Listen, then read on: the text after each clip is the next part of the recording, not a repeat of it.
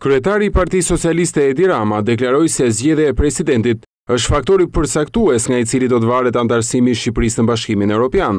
Në mbledhjen e grupit parlamentar, Rama u shpreh se ky proces duhet të bazohet në konsensus të gjerë dhe se presidenti i ardhshëm duhet të plotësojë 3 kritere. Shqipërisë i duhet një president që të plotësojë spaku 3 kërkesa në interes të vendit dhe të popullit shqiptar. E para, të jap një shtysë vendimtare procesit të marrjes statusit të kandidatit, jetë garant i kushtetutës dhe posaçërisht i pavarësisë së institucioneve të drejtësisë nga shumica e sotme apo e nesërme qeverisëse.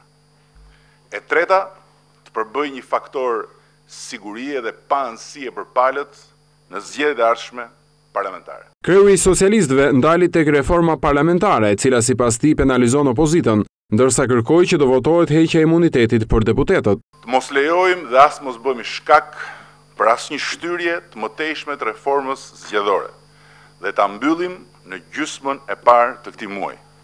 Të përgatisim menjëherë propozimin ton për heqjen, kufizimin e imunitetit të deputetëve, zyrtarëve të lartë të shtetit dhe gjyqtarëve dhe depozitojmë në parlament me synim kalimin e kësaj çështje nga tribunat politike në duart e përfaqësuesve të popullit. Rama bëri apel për zbardhjen e vrasjes së ish-deputetit të Partisë Socialiste Fatmir Gjindi 3 vjet më parë, ndërsa shtoi se socialistët janë të vendosur të mos heqin dorë nga gjetja e vrasësve të kolegut të tyre.